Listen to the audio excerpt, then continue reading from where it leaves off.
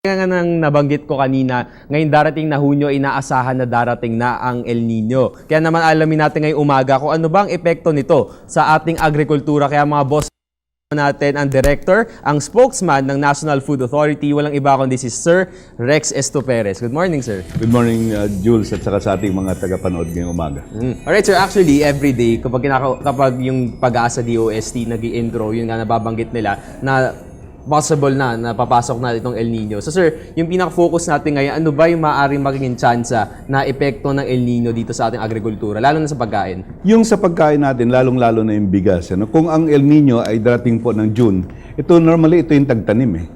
So kung humahaba yung ating ang lean months natin, ito yung lean months na tinatawag natin, ito yung walang ani. No?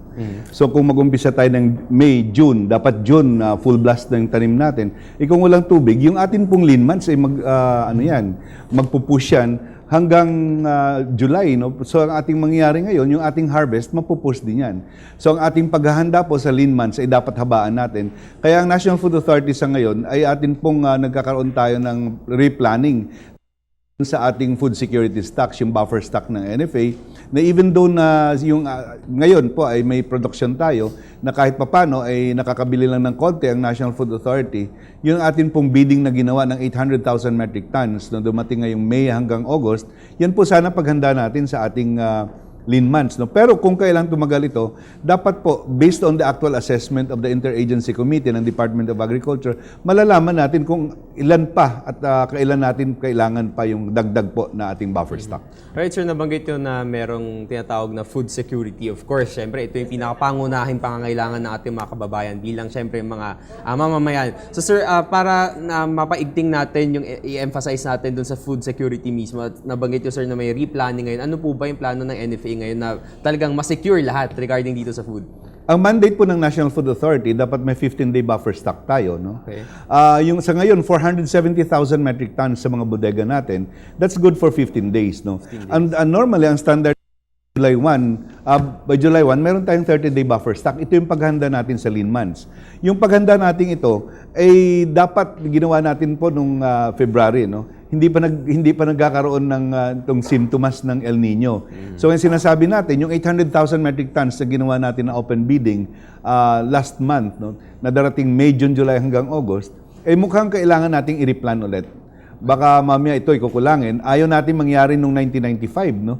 Humaba ng pila, yung desisyon na mag-angkat, dahil nga yung ani natin ngayon pumunta sa commercial, baka mangyari ulit. Okay. And we don't want to hear yung history repeats itself. Dapat nagiging leksyon rin sa amin yun sa paghahanda na yun. Kaya yung food security natin, dapat marami tayong buffer stock.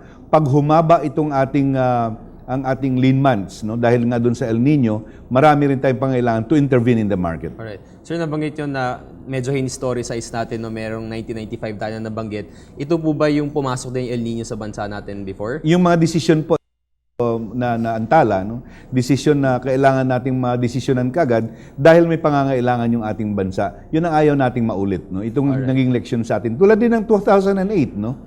Tumaas at pumila yung ating mga kababayan. Ayaw nating mangyari yon dahil nga sa kinukulang tayo ng pang-intervene sa ating mga merkado. So ngayon siguro sa paghanda natin, even though na nakapag-angkat tayo ng bigas at meron tayong ani, mas mabuti po yung National Food Authority. Yan ang mandate niya. Dapat paghandaan pa rin po yung ating buffer stock. Alright. So itong El Nino, di ba, meron siyang regular schedule actually minsan na dumarating dito sa region natin. So compared po before sa yung naging standing po ng NFA, yung naging operations ng NFA sa mga naging El Nino before. Sa tingin nyo, sir, paano natin mas mai-innovate yung actions ng NFA ngayon para syempre mas maging maayos or mas maging makapag-deliver na services ang NFA?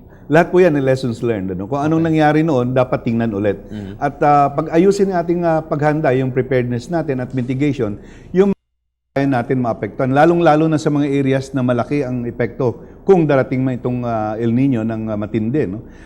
Yung paghandaan natin, hindi yung lalong-lalo naman sa mga consumption areas. Metro Manila, of course, no? Apektado yan dahil dito naman walang production. Yes. Sinusupplyan tayo ng mga production areas. So yan dapat tutukan ng pansin, yung mga areas na palaging na-isolate dahil sa disaster, yung mga areas na walang produksyon, at yan tutukan natin doon sa ating buffer stock para may pang-intervene tayo sa ating mga merkado. Okay. Sir, kayo naman mas proactive tayo. Siyempre, yung mga basic questions na gusto malaman ng ating mga kababayan, lalo na yung mga namimili lagi, yung mga nanay natin, lahat ng mga nagtitinda sa mga restaurants at sa palengke. Siyempre, ano po ba yung mga basic na mga gulay na pwedeng maapektuhan agad dahil dito sa init na to, na maaaring mamatay agad? Na-identify yan ng Department of Agriculture na itong mga drought resistant. Pag drought resistant, ito nabubuhay at maaani mo kahit walang tubig. Okay. May mga, like for example, kung ang lalo na apektuhan itong tubig, palay, no? Kasi ang palay, talagang ang pagkain niyan tubig.